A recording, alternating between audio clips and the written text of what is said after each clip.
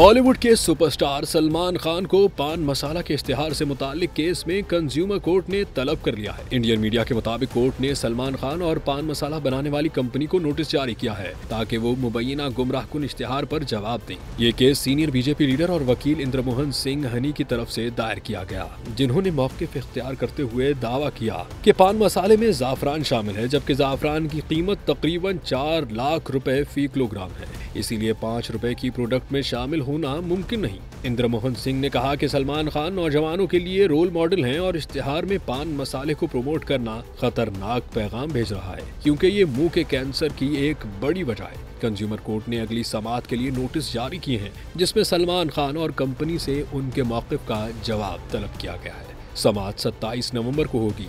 ये केस न सिर्फ अदाकार बल्कि इश्तिहारात की अखलाकियात पर भी रोशनी डालेगा।